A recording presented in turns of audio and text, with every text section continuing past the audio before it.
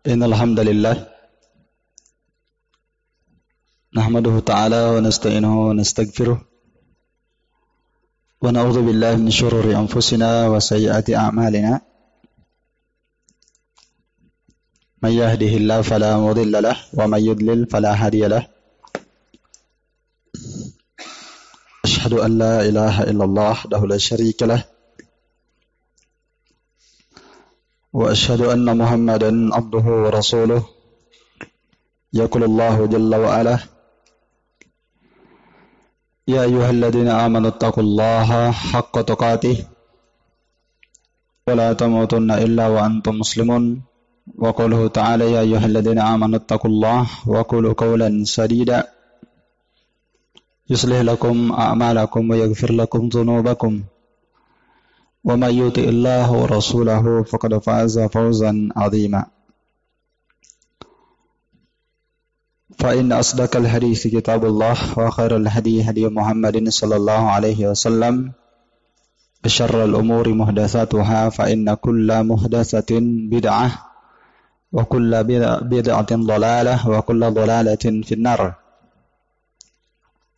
Tayyib, insyaallah kita lanjutkan kembali kajian kita membahas kitab Minhajus Salikin wa Tawdihul Fiqh fid Din karya Al-Allamah Al-Faqih Asy-Syaikh Abdurrahman bin Nasir As-Sa'di rahimahullahu taala rahmatan wasi'ah. Kita sekarang sudah berada pada majlis yang ke-30 dari kitab ini dan kita masih dalam pembahasan kitab shalah di bab syurutus shalah, bab syarat-syarat sahnya salat. Taib, pada pertemuan kemarin kita telah masuk membahas tentang syurutus shalah, syarat-syarat sahnya salat. Dan kita sudah menyelesaikan syarat yang pertama, yaitu at-taharah minal hadath al-akbar wal-asghar. Dari syarat sahnya salat harus suci dari hadas besar dan hadas kecil. Dan ini ijma' ya, bil dalil Quran was sunnah. Adapun dipersyaratkan harus suci dari najis, maka ada perbedaan para ulama. Apakah dia dihitung syarat sahnya salat ataukah dia adalah kewajiban salat? Dan yang kita kuatkan kemarin bahwa suci dari najis pada badan, pakaian, dan tempat sholat itu adalah kewajiban yang sifatnya tidak sampai kepada apa? Syarat. Taib. Artinya kalau dia melanggar di situ karena adanya najis di badan, di pakaian, dan di tempat sholat, itu adalah bentuk larangan, ya. Kaidahnya kemarin sudah kita kasih ya. Dia kaidahnya adalah larangan. Tidak boleh ada najis di badan. Taib. Maka siapa yang melakukannya, dilihat kondisinya. Kalau dia tahu di badannya, di pakaiannya ada najis, di tempat sholatnya ada najis, maka jelas dia berdosa, sholatnya tetap syah. Namun kalau dia tidak mengetahuinya, maka salatnya syah, tidak berdosa, dan kedua kondisi ini tidak ada kewajiban untuk mengulang salatnya. Jelas? Iya. Sudah kita jabarkan kemarin pendapat ini. Kemudian kita masuk sekarang syarat salat yang kedua. Lihat di kitabnya, kata beliau rahimahullah, wa min syurutiha, dan di antara syaratnya salat adalah dukhulul waqti, masuknya waktu salat. Masuknya waktu salat.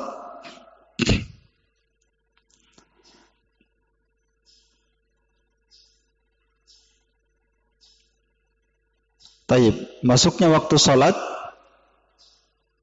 ini sebenarnya dalilnya waktu-waktu salat itu secara umum, apakah salat zuhur, asar, maghrib, isya dan subuh, asalnya waktu-waktu salat itu adalah perkara yang sudah ditetapkan dalam Quran. Bisa dilihat firman Allah dalam surah An-Nisa ayat 103. Inna salata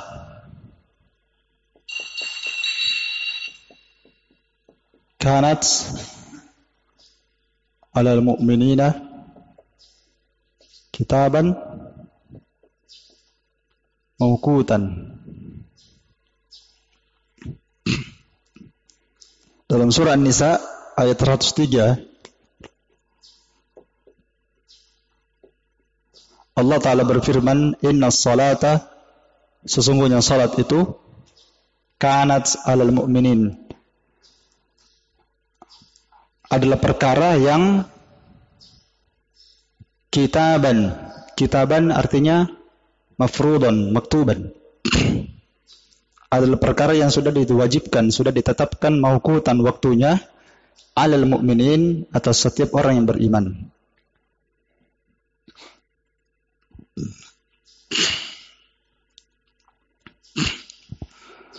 Maka ayat ini menjelaskan kepada kita bahwa salat itu sudah ditentukan waktu-waktunya oleh Allah Ta'ala dalam Quran dan Sunnah.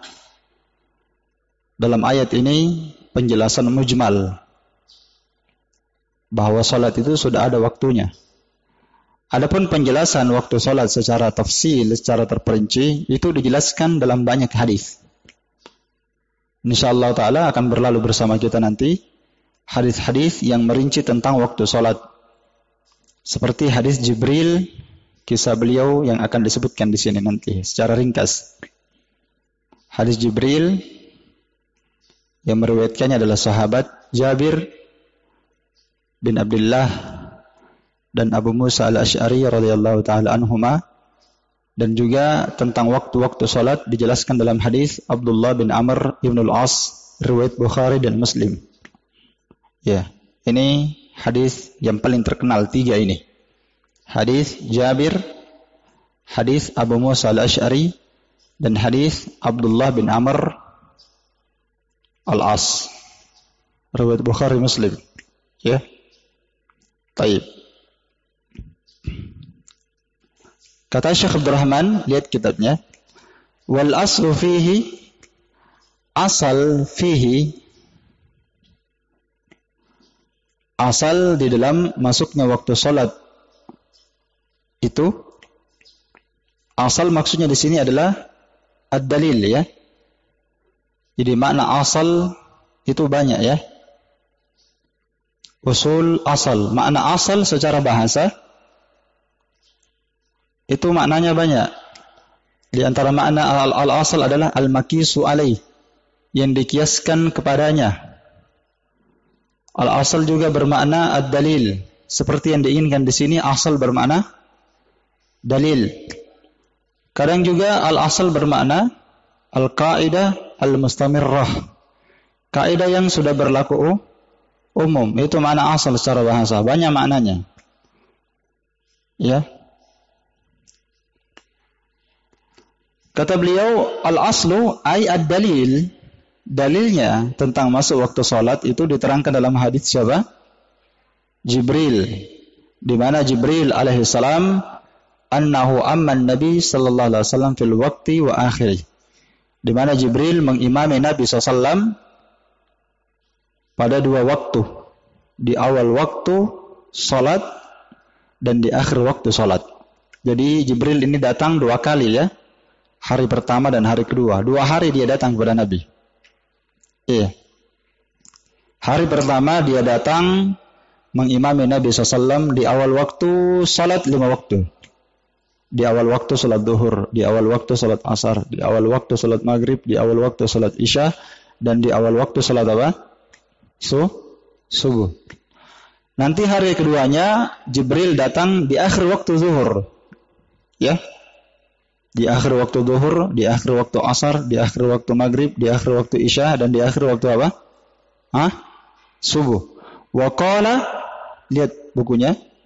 Setelah dia datang 2 kali di awal waktu dan di akhir waktu, beliau berkata kepada Nabi SAW, Ya Muhammad, wahai Muhammad, as-salatu ma baina hadainil waqtain. Salat itu berada antara 2 waktu ini. Dipaham? Berada di antara 2 waktu ini. Hadis ini dikeluarkan oleh Imam Ahmad, Imam An-Nasa'i, dan Imam At-Tirmidzi. Iya.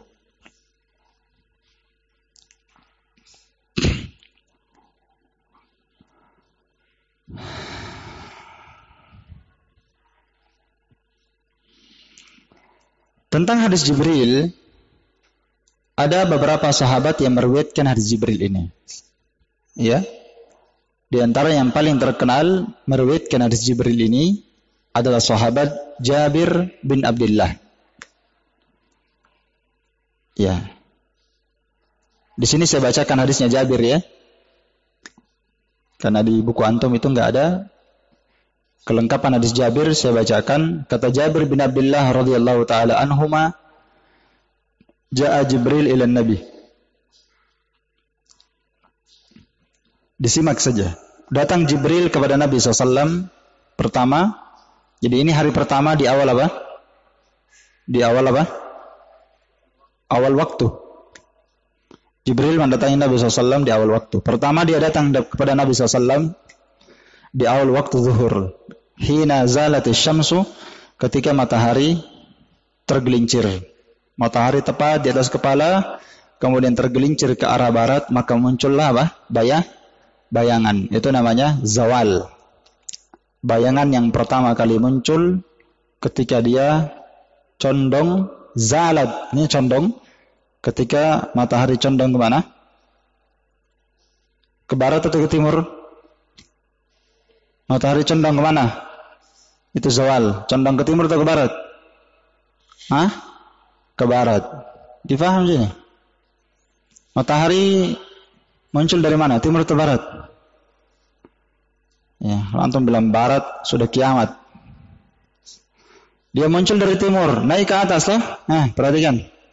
Dari timur dia naik ke atas, semakin dia naik ke atas, maka bayangan semakin pendek. Makanya kalau antum mau tahu tanda salat, dia pasang tiang saja depan masjid. Jadi matahari naik, semakin dia naik, maka bayangan semakin pendek. Pas dia tepat di atas kepala, kan bayangannya hilang. Toh? Ketika awal mula dia condong ke barat, maka muncullah bayangan di arah apa? Di arah timur. Awal mulanya dia tergelincir, itulah awal mulanya masuk waktu salat zuhur. Di situ Jibril datang ketika zawal. Difaham zawal? Faqalakum ya Muhammad. Lalu Jibril berkata, berdiri ya Muhammad. Fasallat zuhra, lalu dia salat zuhur. Kapan? Ketika matahari condong ke barat. Summa makas. Lalu setelah itu Nabi berdiam. Nabi tetap di tempat salatnya. Sampai kana fai'ur rajul mislahu ja'ahu lil asar. Sampai bayangan seseorang itu sudah sama panjangnya dengan bendanya. Ya. Sampai bayangan seseorang itu sama dengan orangnya. Jadi bayangan sama dengan bendanya. Ini kedatangan Jibril yang kedua kalinya. Setelah itu dia datang untuk salat apa? Asar. Iya. Jadi tadi salat duhurnya kapan? Ketika zawal. Ketika matahari sama panjangnya dengan bayangan benda, sama panjangnya dengan apa? Bendanya, sama bayangan orang atau bayangan benda, sama dengan orangnya sudah, maka di sana Jibril salat apa? Asar. Lalu Nabi berkata, Jibril berkata, ya Muhammad, fasallil asar. Salatlah asar sekarang. Berarti ini awal waktu salat apa? Asar. Ketika bayangan benda sama persis dengan benda itu sendiri. Kalau panjangnya benda 1 meter, maka bayangannya 1 meter. Sama, diukur. Jadi caranya kita buat tiang untuk tahu tanda waktu masuk salat. Kita buat tiang, lalu panjang tiang itu misalnya 1 meter, kita buat lingkaran di sisi kanan dan kirinya. Kita buat lingkaran. Kapan dia pas di garis lingkaran itu, berarti bayangannya sama dengan apa? Tongkat yang kita pasang. Berarti itu awal masuk apa? Masuk salat asar. Summa makasa. Setelah itu Nabi berdiam sampai Jibril datang ketika matahari sudah tenggelam. Lalu Jibril berkata, "Fasallil maghrib." Salatlah maghrib. Nabi disuruh salat maghrib.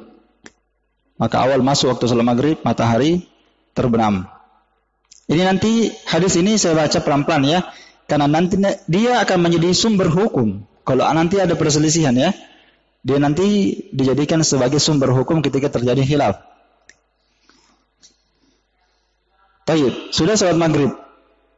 Jadi Nabi SAW dalam hadis Jibril itu, Nabi salat bersama Jibril, ya, hina gabat asyamsu sawaan, ketika matahari pas terbenam. Itu awal waktu. Summa makas, setelah itu dia diam sampai dhahaba syafaq, sampai bayangan merah. Bayangan apa? Bayangan merah senja di ufuk timur atau di ufuk barat, ya. Yang ada di ufuk barat sampai cahaya merah itu hilang. Lalu setelah itu Jibril salat Isya bersama Nabi SAW. Difaham ya? Tsumma ja'a hina satu al-fajru. Kemudian setelah itu Jibril datang lagi, ya, ketika waktu fajar, waktu subuh sudah mulai terbit. Maksudnya masuk waktunya subuh sudah muncul, yaitu namanya waktu fajar. Fajar artinya subuh ya. Lalu dia berkata, "Bangkitlah wahai Muhammad, salat." Maka Nabi pun salat subuh. Ini hari yang pertama. Salat duhur ketika matahari zawal, salat asar ketika matahari apa tadi?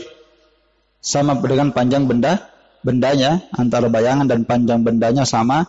Kemudian salat maghrib ketika matahari pas tenggelam. Kemudian salat isya ketika cahaya merah apa? Ketika cahaya merah yang ada di ufuk barat, di ufuk langit di sebelah barat sudah hilang.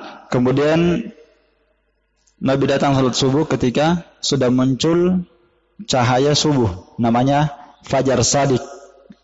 Ya, ketika muncul apa? Ya, sudah mulai bersinar fajar subuh. Sudah tiba masuk waktu salat subuh. Setelah itu ja'ahu minal gad. Dia datang keesokan harinya. Hari kedua Nabi SAW datang pertama ketika panjang bayangan benda sama dengan bendanya. Lalu Nabi SAW berkata, "Bangkitlah salat." Lalu Nabi salat apa? Salat apa Nabi di sini? Ketika panjang sama bayangan benda hari kedua. Salat apa Nabi SAW di sini? Salat duhur. Kan ini akhir waktu. Ya, difaham? Hari kedua Nabi SAW datang ketika panjang bayangan benda sama. Lalu Nabi salat apa? Salat duhur. Akhir waktu salat duhur sudah. Setelah itu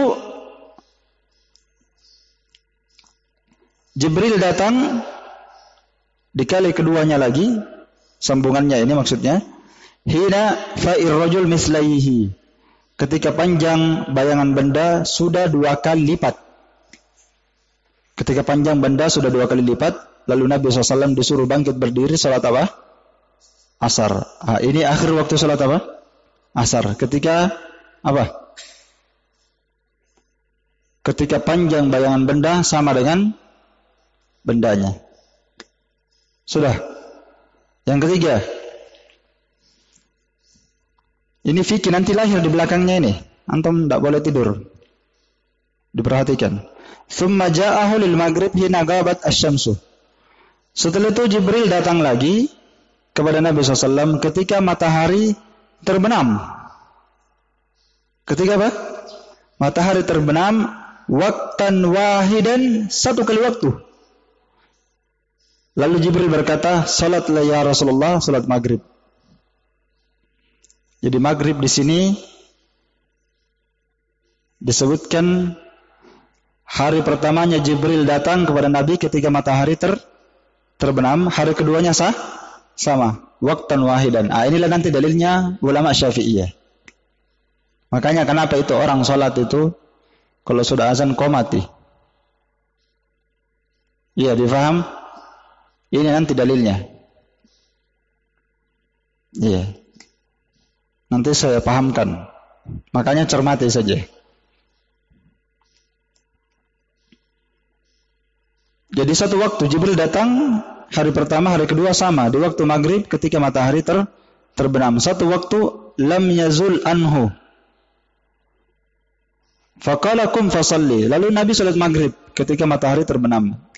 Kemudian setelah itu Jibril datang lagi di waktu Isya kepada Nabi ketika berlalu sepertiga malam. Ini hari keduanya ya, untuk salat apa? Isya. Iya. Lalu Jibril berkata, bangkitlah salat Isya. Maka Nabi salat Isya. Kapan? Ketika telah berlalu apa? Sepertiga malam. Sepertiga malam terakhir atau sepertiga malam pertama? Ya, sepertiga malam maksudnya awal malam. Dicatat baik-baik itu. Ketika berlalu sepertiga malam maksudnya awal malam. Sepertiga awal malam itu sampai jam berapa? Cara antum membaginya mulai dari masuknya waktu salat maghrib sampai terbit waktu subuh. Begitu kalau kita mau bagi malam. Kalau terbenam matahari maghrib jam 6 misalnya. Kemudian terbit matahari jam 6, berarti kurang lebih berapa jam? 12 jam. Tinggal antum bagi sepertiga. Antum sudah tahu bagi-bagi dah? Iya. Sepertiga. Bagi sepertiga ini. Iya. Berarti kalau 12 jam dibagi 3 berapa jam? 12. Berarti 4. Iya. Jadi dibagi 3 nih kan? Gini. Sepertiga. Ini 4 jam. 4 jam. Ini 4 jam. Itu cara kita membaginya. Berarti kalau dari jam 6 sampai sepertiga awal malam, sampai jam berapa? Sampai jam 10. Terus sepertiga malam yang nanti ada pendapat para ulama seperduanya. Kalau seperduanya sampai jam berapa? Jam 12. Sepertiga awal malam sampai jam berapa? Sampai jam 10. Terus seperdua malam sampai jam 12. Iya. Dipaham ya? Sepertiga malam terakhir sampai mendekati waktu subuh. Ini nanti khilaf di sini nanti nih. Dipaham ya? Ya, sebagian ulama mengatakan akhir waktu salat Isya sampai sepertiga awal malam. Sebagian para ulama berpendapat akhir salat Isya sampai seperdua malam. Dan ada yang mengatakan akhir waktu salat Isya sampai sebelum masuknya waktu salat subuh. Yang jelas hadis Jibril ini Nabi SAW salat sampai sepertiga awal malam, sampai sekitar jam 10. Itu akhir waktunya. Lalu Nabi salat Isya bersama Jibril. Setelah itu Jibril datang kepada Nabi waktu salat subuh ketika apa? Asfara jiddan, ketika matahari sudah mulai bersinar. Kapan? Ketika matahari terbit. Lalu dia salat subuh. Kata Nabi SAW di hadis itu, lihat di matan sama ya. Ya Muhammad as-salatu ma baina hadainil waqtain. Wahai Muhammad, salat 5 waktu itu berada di antara 2 waktu ini. Sudah tahu? waktu salat. Berarti kalau kita simpulkan waktu salat zuhur mulai dari zawal sampai waktu zuhur, awal waktunya mulai dari apa? Mulai dari zawal, tergelincir matahari ke barat, muncul bayangan sampai kapan? Sampai bayangan benda sama panjangnya. Hari pertama, hari kedua tadi sudah dijelaskan. Terus waktu salat asar mulai dari apa? Bayangan benda sama dengan benda itu sampai bayangannya 2 kali lipat. Jadi mulai dari panjang bayangan benda sama sampai 2 kali lipat bayangannya. Kalau panjang bayangan benda 1 meter, maka bayangannya sudah 2 meter. Itu akhir waktu salat asar. Terus waktu salat maghrib dalam hadis ini satu waktu. Apa maksudnya satu waktu? Karena Nabi datang maghrib ketika matahari terbenam, dan di akhir waktu hari yang kedua Nabi juga datang ketika matahari apa? Terbenam. Iya, ketika matahari apa? Terbenam, satu waktu. Jadi satu waktu itu cukup untuk azan, qomat, berudu, salat wajib, salat sunnah, selesai. Begitu maksudnya. Sebagian para ulama memahami seperti itu. Sedangkan waktu Isya di awal waktunya ketika cahaya merah hilang, sedangkan waktu akhirnya kapan? Sepertiga malam awal, sepertiga awal malam. Sedangkan waktu salat subuh dimulai dari terbitnya waktu subuh, waktu fajar sampai terbitnya matahari. Semisal hadis ini juga datang dalam hadis Abu Musa al-Asy'ari. Taib. Sekarang kita lihat di matan. Lihat kitabnya.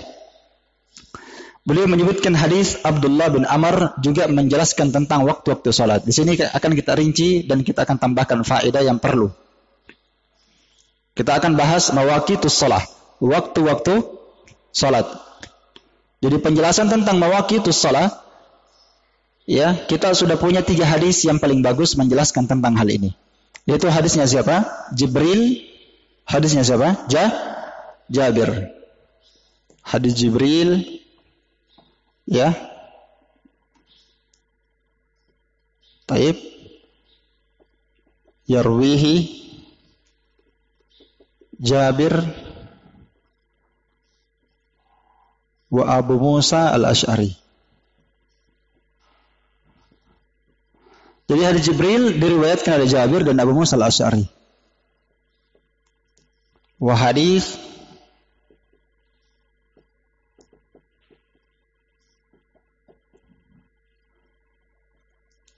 Abdullah bin Amr Ibn al-As. Mawaqitus shalah, waktu-waktu salat itu dijelaskan dalam hadis Jibril, diriwayatkan oleh Jabir dan Abu Musa al-Asy'ari, dan juga datang dalam hadis Abdullah bin Amr ibn al-As. Sekarang kita baca di buku Syekh hadis Abdullah bin Amr ibn al-As. Kata beliau rahimahullah, anna Nabi SAW qala. Nabi SAW berkata, lihat di matan. Nabi SAW bersabda dalam hadis Abdullah bin Amr bin Al-As. Di sini Nabi ingin menjelaskan tentang mawaqitus shalah, waktu-waktu salat. Awal waktu salat dan akhir waktu salat. Kata beliau, waktu zuhri idza zalatis syamsu.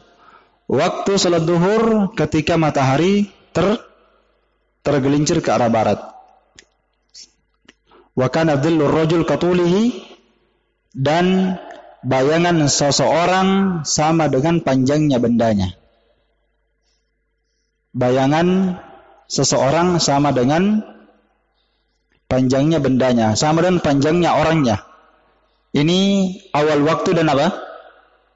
Akhir waktu. Malam yahduril asar, selama belum hadirnya, selama belum masuknya waktu asar.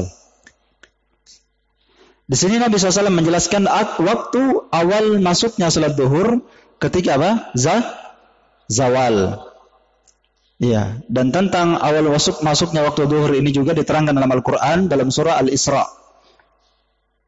Dalam surah Al-Isra ayat 78, yaitu firman Allah Ta'ala, aqimis salata liduluki syamsi ila ghasaqil lail wa qur'anal fajri inna qur'anal fajri kana mashhudan. Tegakkanlah salat, kata Allah, liduluki syamsi. Duluki syamsi maknanya adalah zawaluha, ketika matahari itu zawal. Maka masuk dalam perintah ini di dalamnya salat zuhur dan salat asar. Ila ghasaqil lail, sampai apa? Ghasaqil lail maksudnya ketika malam hari sudah mulai gelap, maka masuk di dalamnya salat maghrib dan salat isya. Wa qur'anal fajri, dan bacalah Al-Qur'an di waktu fajar. Dikatakan Qur'anan untuk salat fajar karena disyariatkan memperpanjang bacaan di waktu salat subuh. Makanya dikatakan Qur'anan, Qur'anal fajri. Dikatakan Qur'an untuk salat subuh karena disyariatkan memperpanjang salat di waktu apa? Subuh. Jangan dibaca surah-surah pendek. Baca surah panjang. Difaham? Iya. Karena dia diperintahkan. Setelah ini awal waktu. Akhir waktunya ketika panjang bayangan benda sama dengan apa? Sama dengan bendanya. Iya, sama dengan bendanya. Maka ketika panjang bayangan benda, perhatikan, ketika panjang bayangan benda sama dengan bendanya, kita katakan itulah akhir waktu salat duhur sekaligus awal masuknya waktu salat asar. Laisa bainahuma waktun mushtarak. Laisa bainahuma waktun mushtarak. Tidak ada antara keduanya waktu mushtarak, waktu yang memisahkan. Artinya masuknya waktu asar pas keluar waktu zuhur, atau kita katakan pas habis waktu zuhur langsung masuk waktu asar. Tidak ada apa? Tidak ada yang memisahkan. Tidak ada apa? Yang memisahkannya. Makanya Nabi berkata, waktu salat zuhur matahari tergelincir, sedangkan akhirnya ketika panjang bayangan benda sama dengan bendanya selama belum hadir waktu salat asar. Jelas? Jadi keluarnya waktu salat zuhur sama dengan awal masuknya apa? Awal masuknya salat asar. Enggak ada pemisah antara keduanya. Kemudian kata beliau, wa waqtul asri, dan waktu salat asar malam tasfarra asy-syamsu, selama matahari belum menguning. Iya, di sini tidak disebutkan awal waktu dan akhir waktu. Jadi kita rinci. Rinciannya kita katakan awal waktu salat asar kapan? Itu tadi. Rinciannya salat asar, awal waktunya salat asar kapan?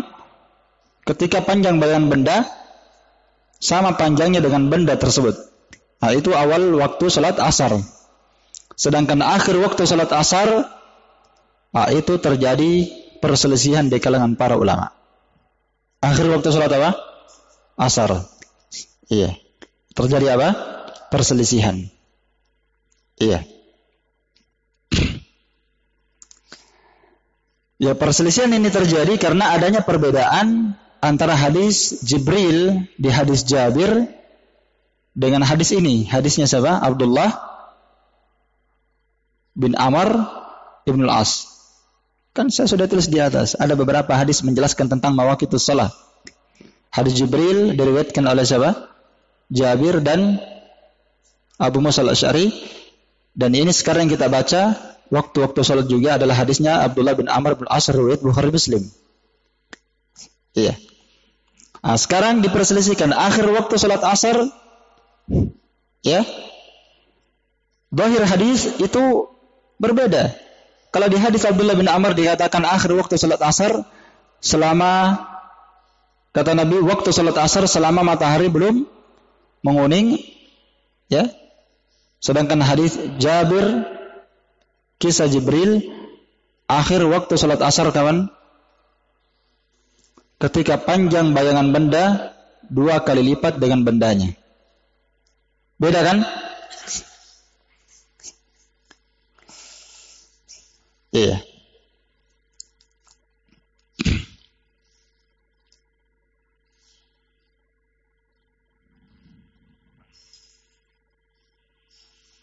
Iya. Maka dalam hal ini para ulama berbeda pendapat. Iya. Sebagian para ulama ya mengatakan bahwa akhir waktu salat asar ketika panjang bendanya sudah 2 kali lipat. Ini yang dipegang oleh Imam Syafi'i, Imam Malik dalam satu riwayat. Dan sebagian para ulama mengatakan waktu salat asar akhirnya sampai sebelum matahari menguning. Sampai sebelum matahari apa? Menguning.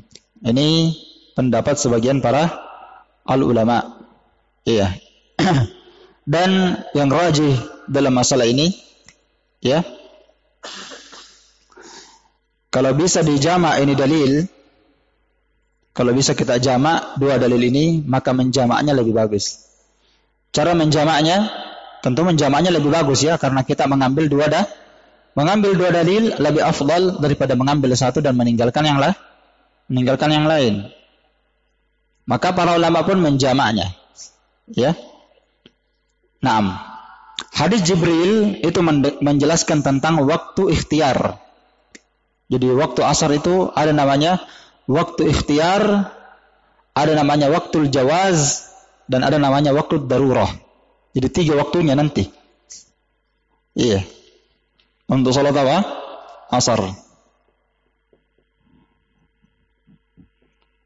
Bisa dikasih spidol yang lain kah? Dari sini. Jadi waktu salat asar nanti ada waktu apa? Waktu ikhtiar. Waktu pilihan. Yang kedua namanya waktu jawaz. Yang ketiga waktu darurah. Iya.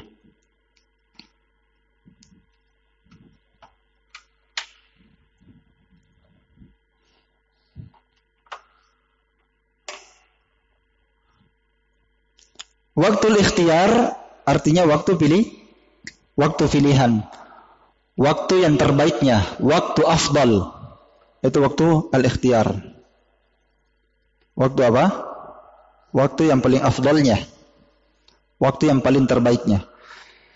Itulah yang dijelaskan dalam hadis Jibril, hadisnya Jabir.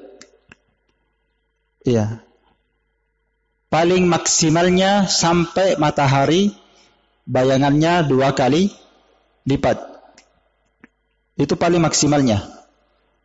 Maka antara waktu itu panjang bayangan benda sama dengan panjangnya, dengan bayangannya dengan bendanya, sampai 2 kali lipat itu waktu apa? Waktu ikhtiar. Sedangkan hadis Abdullah bin Amr yang disebutkan dalam matan ini, kata Nabi waktu asar selama matahari belum menguning, ini namanya waktul jawaz. Waktu apa? Waktul jawaz. Selama matahari belum menguning. Itu namanya waktu apa? Jawaz. Waktu boleh sudah. Masih boleh salat di situ. Walaupun matahari sudah menguning.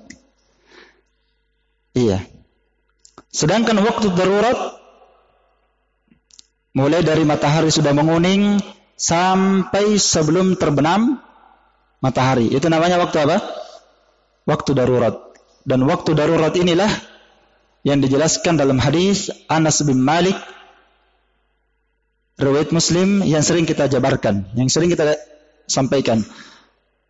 Yaitu Nabi SAW bersabda dalam hadis Anas bin Malik, riwayat Muslim, tilka salatul munafik, itulah salatnya orang munafik, yajlisu yarqubus syams, dia duduk sampai dia menunggu-nunggu matahari ketika matahari sudah mendekati tanduk syaitan. Yani ketika matahari sudah hampir terbit dan ketika matahari sudah hampir terbenam.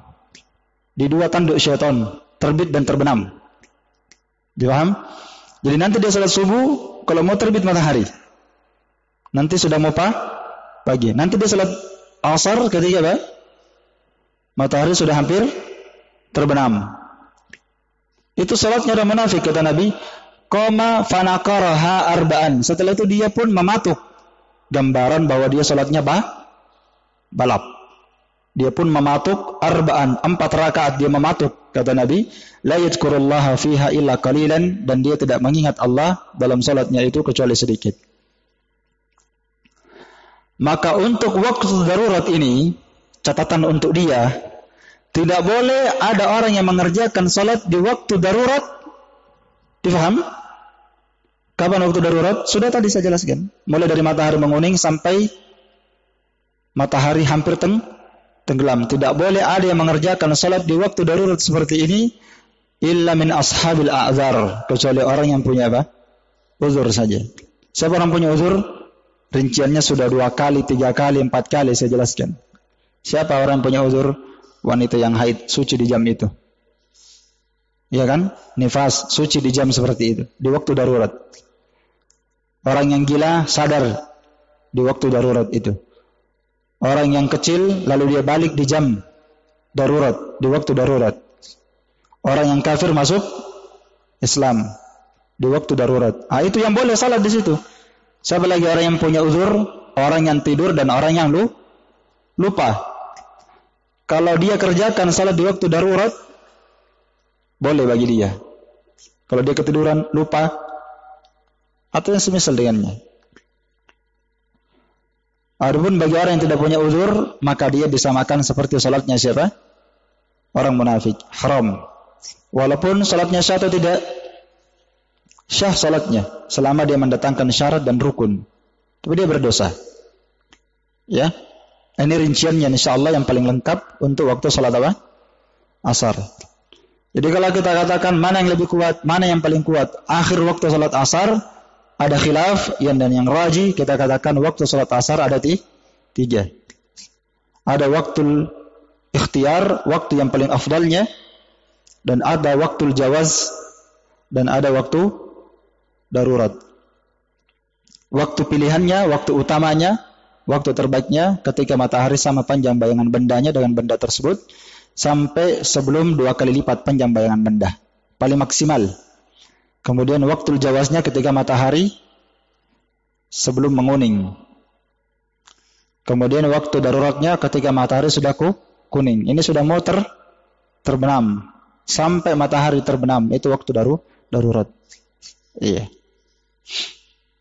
Kemudian untuk salat zuhur dan asar, catatan untuk ini, kita katakan waktu darurat sebelum matahari terbenam itu adalah waktu darurat untuk salat zuhur dan asar.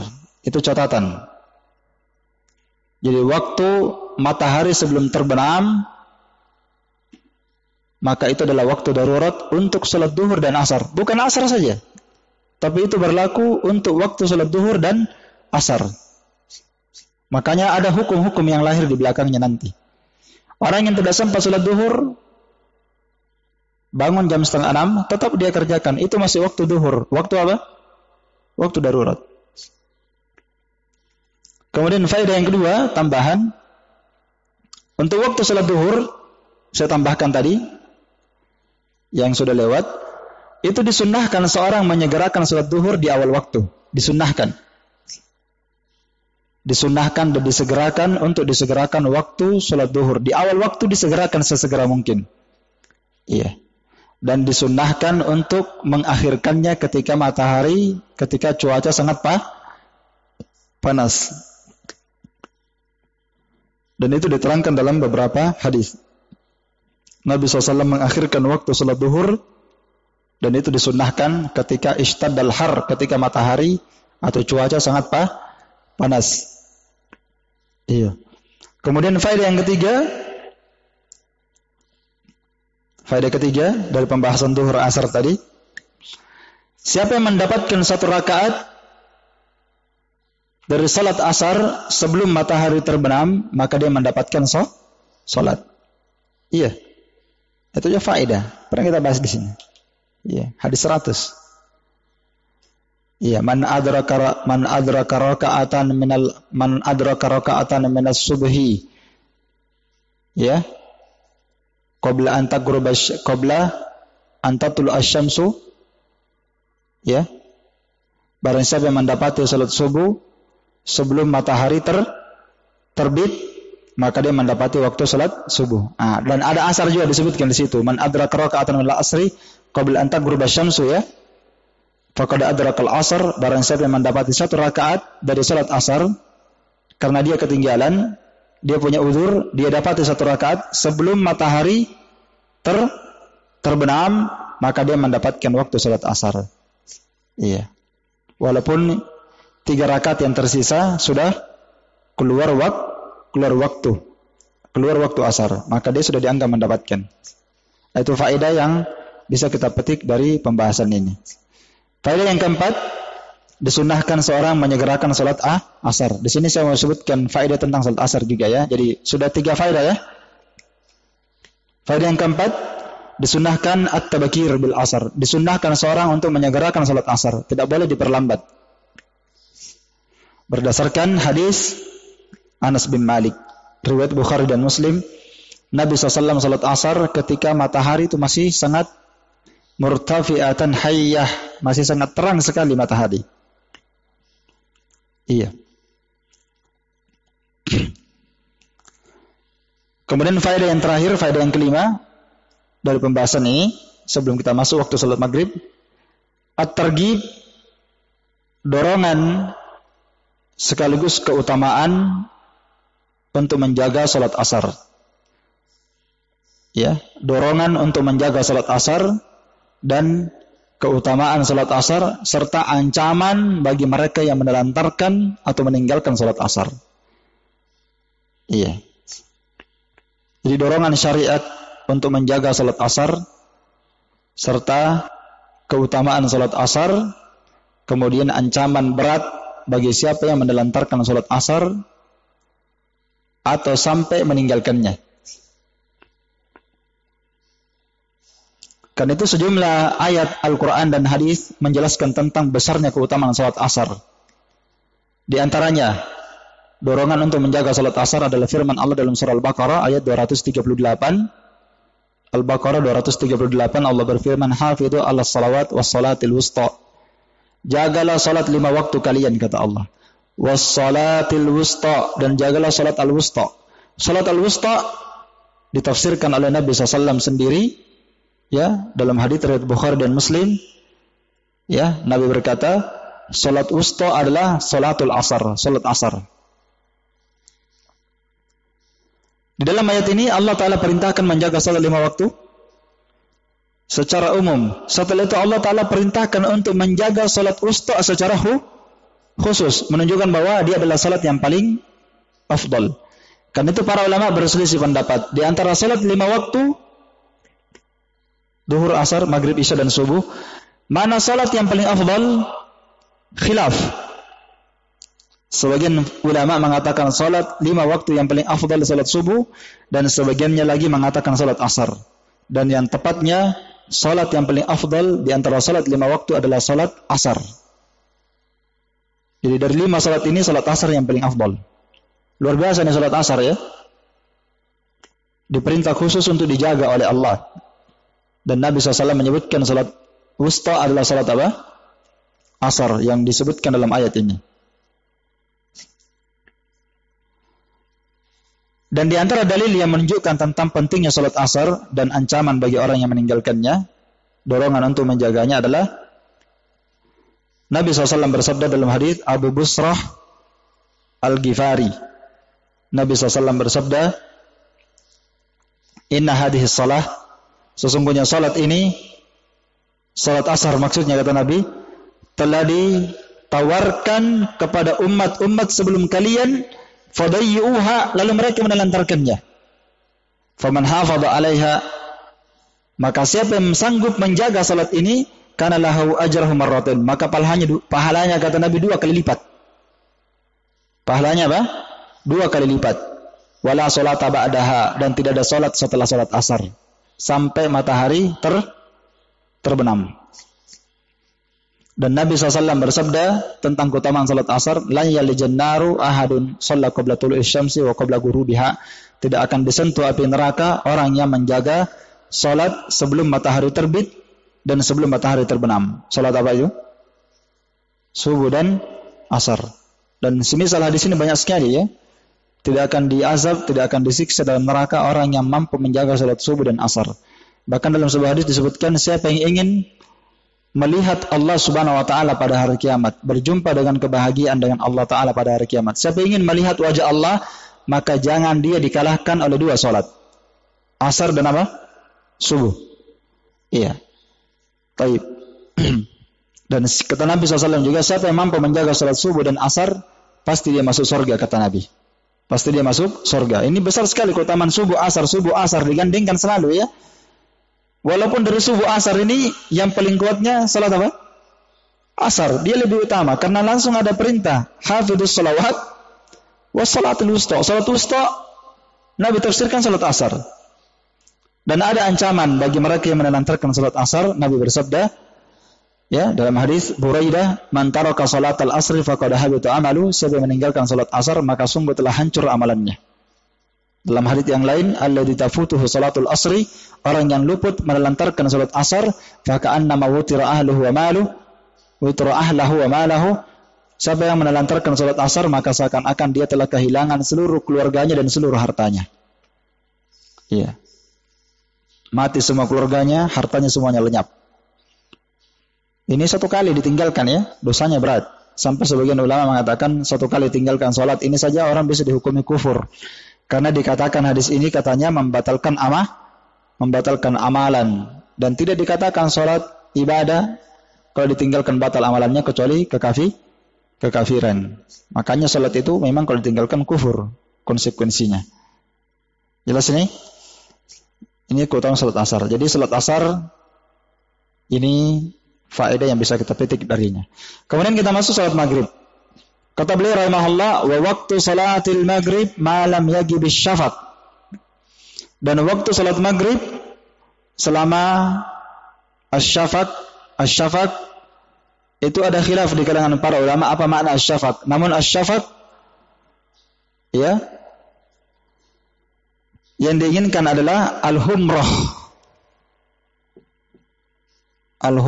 Al-humrah, cahaya merah.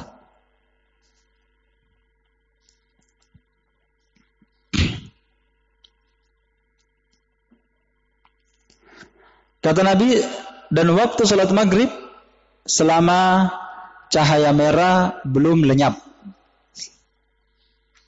Selama cahaya merah belum apa? Belum lenyap. Iya.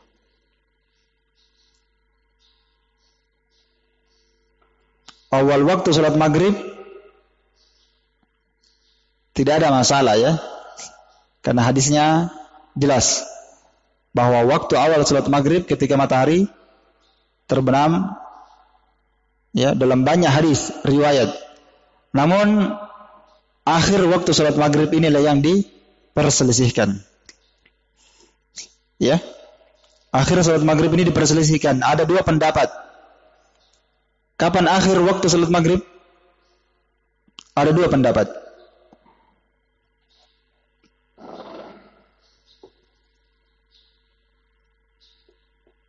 Akhiru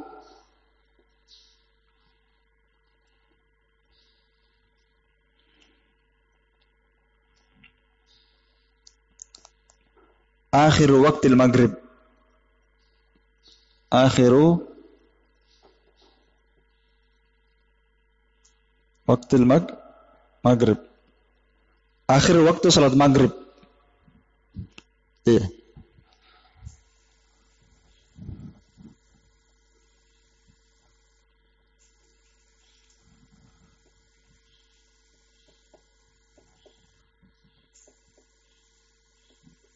Fihi kaulan. Ada dua pendapat di kalangan para ulama. Ada dua pendapat di kalangan para ulama tentang akhir waktu salat maghrib. Karena lil maghrib waktan wahidan. Ya.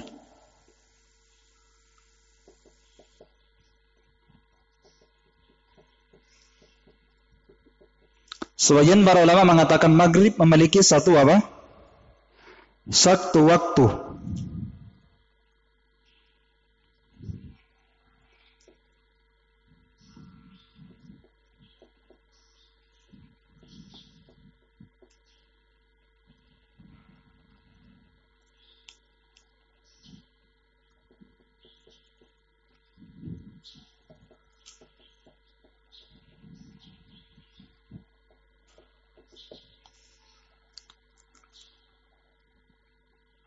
Akhir waktu salat maghrib ada dua pendapat. Sebagian para ulama mengatakan akhir waktunya maghrib ini memiliki satu waktu saja. Dengarkan penjelasannya.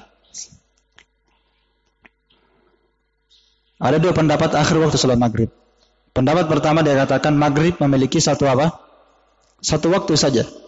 Maksudnya satu waktu saja, nggak ada awalnya, nggak ada akhirnya. Satu waktu saja. Difaham? Apa maksud satu waktu? Yakni setelah masuknya waktu salat maghrib, pas terbenam matahari, sudah azan, waktu maghrib itu hanya cukup sekedar seorang bertaharah setelah masuk waktu. Itu maksud satu waktu. Cukup hanya dipakai untuk bertaharah untuk salat. Kemudian dia menutup aurat, kemudian azan, kemudian qomat, kemudian salat. Wajib, lalu salat sunnah. Selesai. Itu maksud salat.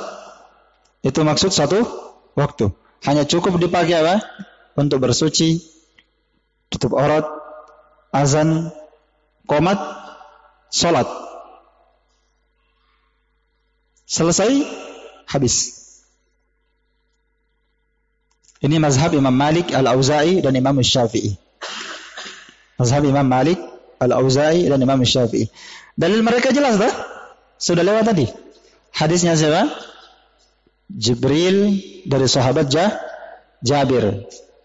Di mana di situ Jibril datang kepada Nabi SAW untuk salat maghrib di awal waktu dan di akhir waktu, waktan wahidan. Satu kali waktu, yaitu ketika matahari apa? Terbenam. Satu kali waktu saja dia datang.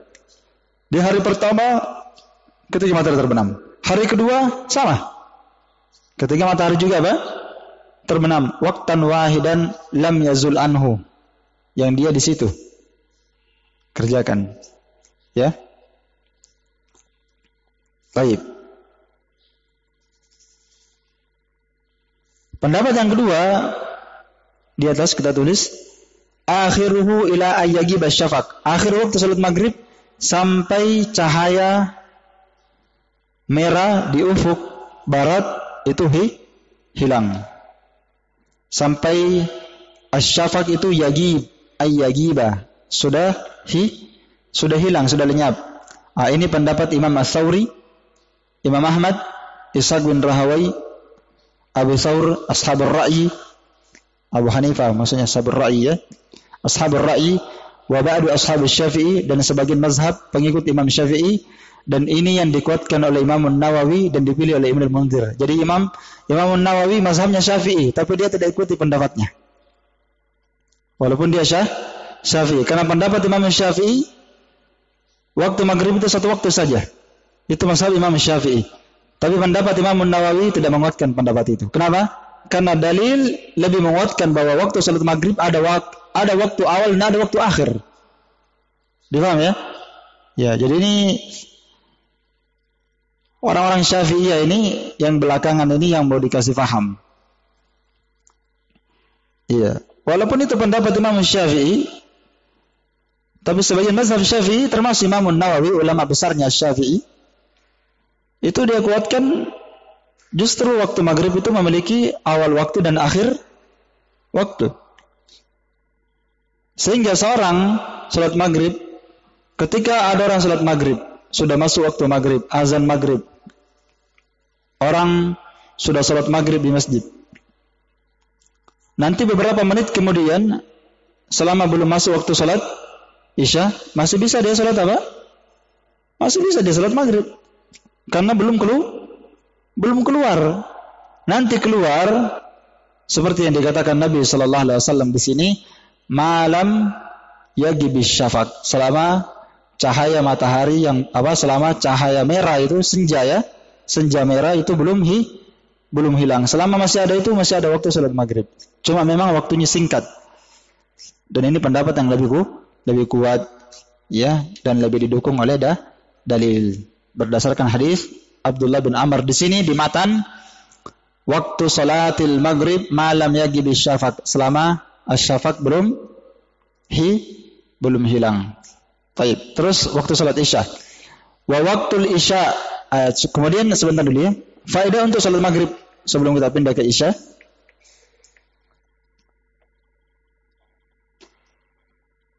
Untuk salat maghrib disunahkan untuk disegerakan dikerjakan. Ta'jilul maghrib yustahab, disunahkan menyegerakan salat maghrib berdasarkan banyak riwayat. Seperti sahabat Rafi bin Khudaij, dia berkata kami salat maghrib bersama Nabi, ya. Ketika masuknya waktu salat maghrib, ya, fa in sarifu ahaduna wa innahu la yubsiru mawaqi'a nabalah. Sehingga salah seorang di antara kami sudah berpaling dari salat maghrib, ya, dia masih bisa melihat bekas tempat tambatan ontanya. Artinya awal waktu sekali dia salat. Ya, seperti itu. Dan Nabi bersabda, la tazalu ummati bi khairin, umatku senantiasa berada dalam kebaikan. Dalam riwayat lain, senantiasa berada di atas fitrah selama mereka tidak mengakhirkan waktu salat maghrib hatta tashtabiku an-nujum, sampai bermunculannya bintang. Iya. Kemudian kita masuk waktu salat isya. Kata beliau, waktu salatil isya. Waktu salat isya ila nisfil lailil awsat, sampai 1/2 malam pertengahan. Ya, kalau bahasa kita sampai jam berapa ini? Jam 2, jam 12. 1/3 awal malam sampai jam 10. 1/3 yang kedua sampai jam 2. 1/3 yang kedua ya. Terus 1/3 yang ketiga terakhir jam 2 sampai subuh. Itu kalau kita bagi 1/3 lah. Iya. Di sini yang kita mau bagi 1/3, kemudian 1/2, kemudian sulusul lailil akhir, 1/3 malam terakhir. Ya. Ada khilaf. Kita baca dulu ya. Waktu salat isya sampai 1/2 malam pertama, berarti sampai sekitar jam 12. Awal waktu salat isya. Kita mau bahas dulu awal waktu salat apa? Isya. Awal waktu salat isya adalah apa? Diterangkan hadis Jibril tadi. Kapan awal waktu salat isya? Ya. Awal waktu salat isya idza ghaba syafaq, apabila cahaya merah sudah hilang. Akhir waktu salat maghrib sekaligus awal masuknya salat isya. Dan di hadis Jabir, kisah Jibril yang datang itu, dia salat isya kapan? Ketika cahaya merah itu hilang. Iya. Cuma di hari yang kedua Jibril datang salat isya sampai kapan? Sampai kapan? 1/3 awal malam. Itu akhir salat di hadis Jibril. Jadi beda dengan hadis Abdullah bin Amr. Dalam hadis Abdullah bin Amr di sini, akhir waktu salat isya sampai kapan? 1/2 malam. Sampai 1/2 malam pertengahan. Jadi beda sudah hadisnya Jabir dengan hadisnya siapa? Abdullah bin Amr. Makanya para ulama khilaf tentang akhir waktu salat isya. Kalau awal waktu salat isya, ya, awal masuknya waktu salat isya nggak ada masalah, yaitu ketika matahari apa? Ketika bayangan merah itu sudah mulai hilang. Iya.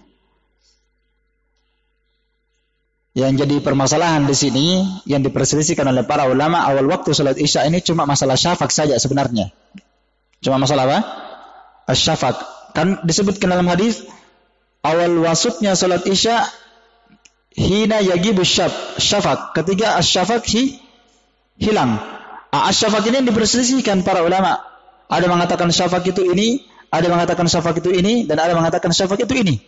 Namun pendapat jumhur ulama mereka mengatakan asy-syafaq apa tadi? Al-humrah. Apa artinya al-humrah? Cahaya merah. Itu yang benar, bahwa asy-syafaq adalah cahaya merah. Sekarang akhir waktu salat Isya kita mau bahas. Akhir waktu salat Isya salah satu aqwalin, ada 3 pendapat yang masyhur di kalangan para ulama. Iya. Akhiru waktu Isya.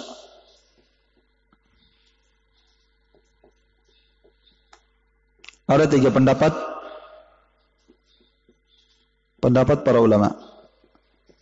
Jadi akhir waktu salat Isya fihi khilaf, ada 3 pendapat. Pendapat pertama, dia katakan akhiru ila sulusul lail. Ila sulusul lail al-awwal. Sampai sepertiga awal malam. Yang kedua, pendapat kedua ila nisfil lail, sampai sepertiga malam.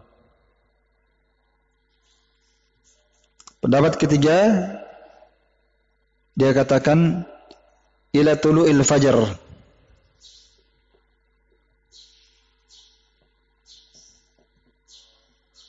Ila tulu'il fajar as-sadiq.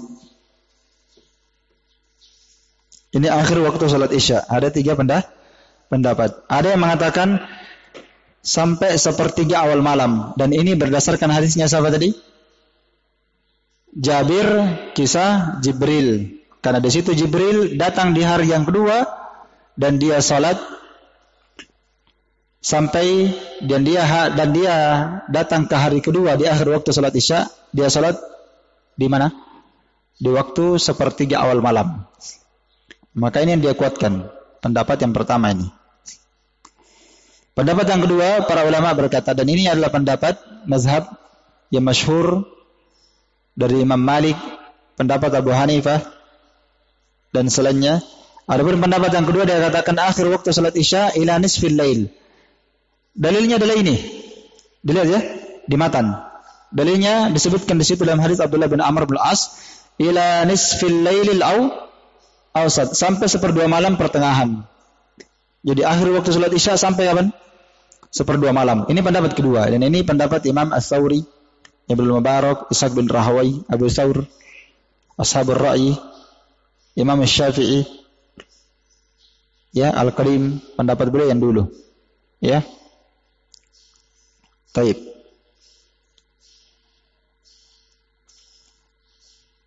Pendapat yang terakhir, yang ketiga, dia katakan waktu salat apa? Waktu salat apa? Isya sampai kapan? Akhiruhu ila tulu'il fajr as-sadiq. Akhirnya sampai waktu masuknya waktu salat subuh. Walau li ghairi daruratin, walaupun tanpa ada uzur darurat. Jelas? Iya. Ada juga dalilnya dia. Iya. Di antara dalilnya adalah laula an asyqa ala ummati la akhratul isya ila syatril lail. Kalau seandainya saya tidak memberatkan atas umatku, kata Nabi, saya akan mengakhirkan salat Isya sampai sepertiga malam. Berarti mengakhirkan salat sampai sepertiga malam masih bisa. Masih bisa. Dan hadis Abu Qatadah disebutkan, innamat tafrid ala man lam yusalli salatan hatta yaji'a waqta salatil ukhra. Sesungguhnya yang dinamakan at-tafrid, menelantarkan, adalah seorang yang tidak salat kecuali setelah masuknya waktu salat yang kedua. Itu tafrid. Ya? Iya. Dan yang rajih sebenarnya dalam masalah ini, ya, itu dilihat dalil-dalilnya tadi. Sama dengan asar tadi. Kalau bisa dijamak, maka dia apa? Dijamak. Dalil-dalil tersebut. Karena itu Imam Asy-Syaukani beliau menjamaknya. Beliau berkata, beliau merajihkan, ya, aqwal hadis yang paling kuat dari apa yang telah berlalu adalah akhir waktu Isya adalah hadis Abdullah bin Amr. Itu yang paling kuat. Hadis Abdullah bin Amr. Apalagi hadis Abdullah bin Amr ini riwayat Muslim, ya. Bukan riwayat Bukhari Muslim. Afwan, tadi saya bilang Bukhari Muslim. Yang benarnya hadis ini riwayat apa? Muslim. Hadis Abdullah bin Amr. Dan dia al-zahir lebih kuat. Walaupun sebenarnya sama ya, hadisnya ini sama-sama kuat, tapi hadis ini lebih kuat. Karena para ulama ada yang mentarjih, ketika berselisih para ulama, kadang mereka menggunakan metode tarjih. Dengan melihat mana hadis yang lebih kuat. Hadis Abdullah bin Amr riwayat Muslim. Sedangkan hadis Jabir, kisah Jibril, itu dikeluarkan hadisnya oleh Imam Ahmad, An-Nasai, wa Tirmidzi. Jelas? Ada yang menguatkan tarjih dengan cara seperti itu. Dengan melihat bahwa dia hadisnya lebih apa? Lebih kuat. Lebih kuat. Karena itu kata Imam Syaukani, hadis yang lebih kuat di sini adalah hadis Abdullah bin Amr, di mana Nabi mengatakan waktu salatil isya, lihat hadisnya, ila nisfil lailil awsat, sampai apa? Sampai 1/2 malam pertengahan. Itu waktu salat isya. Akan tetapi Imam Syaukani menjadikan hadis ini ja'alahu akhir waqtil ikhtiyar. Beliau menjadikan hadis ini maksudnya akhir waktu pilihan. Akhir waktu apa? Pilihan. Yani akhir waktu afdalnya sampai di situ. Jadi salat isya kita katakan waktu ikhtiarnya, waktu terafdalnya waktu salat isya mulai dari yagibus syafaq, mulai dari apa? Hilangnya cahaya senja merah sampai 1/2 malam. Itu namanya waktu pilihan, waktu terbaik, waktu afdal. Iya. Waktu apa? Waktu afdal. Apabila sudah lewat hal itu, apabila sudah lewat 1/2 malam, sudah berlalu 1/2 malam, sampai sebelum masuknya waktu salat apa? Subuh, maka itu adalah waktu apa? Kalau Imam Asy-Syaukani mengatakan itulah waktul jawaz. Waktu pembolehan. Iya. Waktu apa? Waktul jawaz, waktu bolehnya.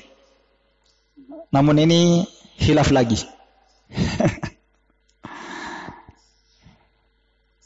Jadi kalau waktunya salat isya itu, kalau dikatakan waktu ikhtiar, misalnya ada akhwat ummahat, dia mau salat nanti jam 11. Itu waktu pilihan. Bahkan mengakhirkan salat isya semakin afdal. Selama dia tidak menelantarkan kewajiban salat di masjid. Kalau di masjid kan tidak mungkin dia salat jam 12, jam 11, karena dia sendirian. Maka berjamaah lebih afdal dibandingkan dia salat sendiri. Walaupun waktunya masih ada.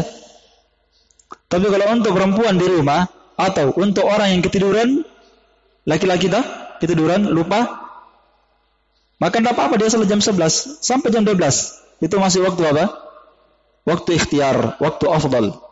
Bahkan dalam hadis disebutkan, sudah saya sebutkan tadi, kalau seandainya saya tidak memberatkan umatku, kata Nabi, saya akan mengakhirkan salat isya sampai kapan? 1/2 malam. Hadis sahih. Dan itulah waktu yang paling bagus kalau mampu. Iya. Adapun kalau sudah lewat dari hal itu, ya, Imam Syaukani menganggap itu waktu jawaz, masih bisa. Iya, masih bisa dilakukan, masih terbentang kata beliau. Adapun waktu jawaznya, salat isya waktu pembolehannya itu masih terbentang sampai masuknya salat subuh. Maksudnya sampai sebelum masuknya waktu salat subuh, kata beliau berdasarkan hadis Abu Qatadah. Berdasarkan hadisnya siapa? Abu Qatadah. Apa maksudnya hadis Abu Qatadah? Yaitu hadis Nabi SAW. Sesungguhnya at-tafrid, menelantarkan itu adalah seorang yang tidak sholat kecuali setelah masuknya waktu sholat yang lain. Itu menelantarkan. Tapi selama belum masuk waktu sholat yang lain, maka itu tidak termasuk menelantarkan. Masih boleh.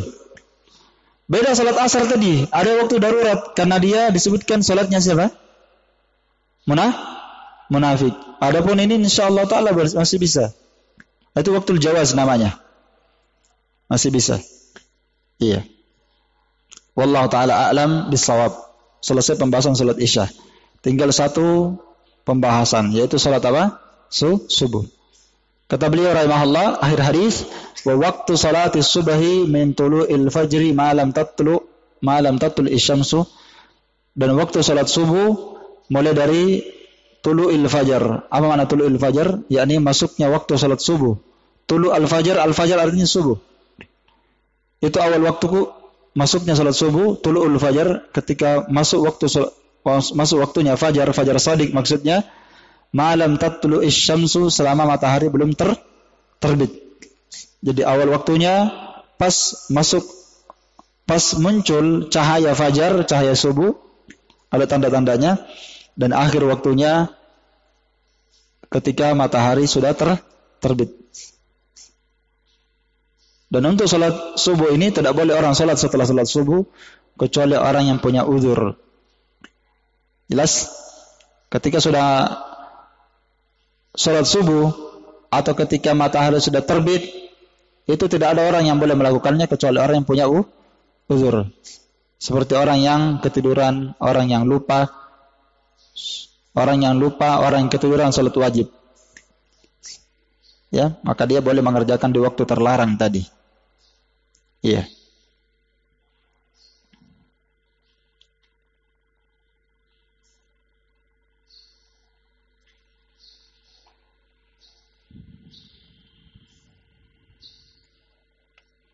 Dan untuk salat Isya, ya, kalau salat yang lain, duhur, asar, maghrib, itu dianjurkan disegerakan. Adapun salat Isya justru dianjurkan diakhirkan.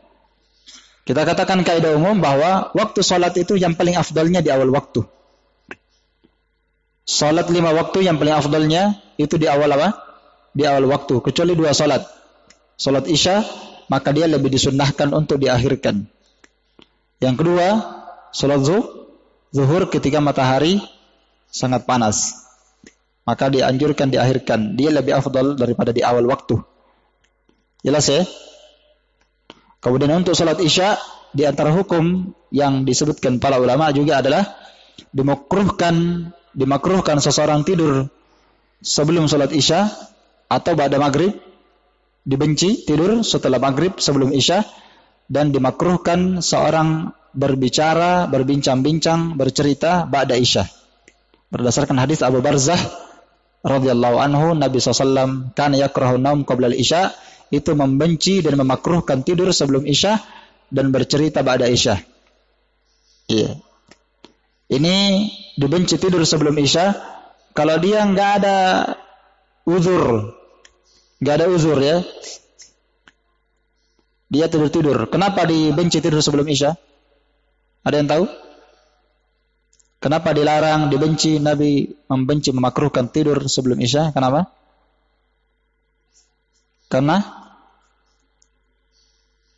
Karena dia nanti ketiduran salat wajib di masjid. Nanti dia ketiduran salat apa? Isya. Ya, sehingga dia ketinggalan apa? Ketinggalan ibadah di masjid, maka dimakruhkan. Kecuali tentunya orang yang punya udzur. Siapa dia? Yaitu orang yang tidak bisa tahan ngantuknya, pokoknya dia capek sekali karena bekerja. Maka dia di situ sudah salat maghrib langsung dia terlempar di atas tempat tidurnya. Hanya saja sebelum dia tertidur, dia buat alarm. Dia buat apa? Alarm. Alarmnya bisa orang dan bisa HP. Kasih tahu temannya, nanti hantam saja saya kalau sudah azan, yang sampai saya ketiduran, iya tak? Atau siram air supaya saya bangun. Nah, itu alarm namanya. Kemudian dilarang bercerita ba'da Isya. Di sini juga butuh rincian. Bercerita di sini bercerita yang tidak ada faedah dan manfaatnya, cuma cerita-cerita, ya, seperti di warkop. Nah, itu yang paling banyak. Ba'da Isya di warkop. Bincang sampai jam 12. Apa yang dibahas? Membahas negara, membahas pemerintah, membahas politik. Enggak ada faedahnya, makruh. Tapi kalau ba'da Isya taklim, enggak ada masalah. Yang dilarang di sini bercerita yang tidak berfaedah. Tapi kalau ba'da Isya dia taklim atau ba'da Isya dia terima tamu, itu bukan sia-sia. Jangan ada tamunya ba'da Isya. Dia katakan, Nabi bersabda, ya, tidak boleh bercerita ba'da Isya, pula maki. Langsung antum dikasih hadis oleh dia. Man kana yu'minu billahi wal yawmil akhir falyukrim dhaifahu. Matilah sudah antum. Siapa yang beriman kepada Allah dan hari kiamat, wajib dia memuliakan tamunya. Jadi tidak apa-apa, ketemu tamu ba'da isya itu tidak masalah, itu pahala. Menjamunya, bercerita dengan mereka, termasuk berbincang-bincang dengan keluarga ba'da isya, bercerita dengan mereka. Itu tidak termasuk hadis ini. Bahkan bercerita dengan mereka, itu dilakukan Nabi SAW. Nabi ba'da isya bersama istrinya bercerita-cerita, berbincang-bincang. Ini yang ada istrinya, kalau nggak ada istrinya ya sama tembok saja. Berceritalah dengan tembok. Ya. Taib. Ini selesai pembahasan salat subuh. Dan untuk salat subuh ini saya kira jelas ya. Awal waktunya dan akhirnya, dan disunnahkan untuk memang menyegerakan salat subuh. Wallahu a'lam bissawab. Naktafi bihadzal qadar. Subhanakallahumma wa bihamdika asyhadu an la ilaha illa anta astaghfiruka wa atubu ilaik. Walhamdulillahirabbil alamin. Fadal barakallahu fiikum.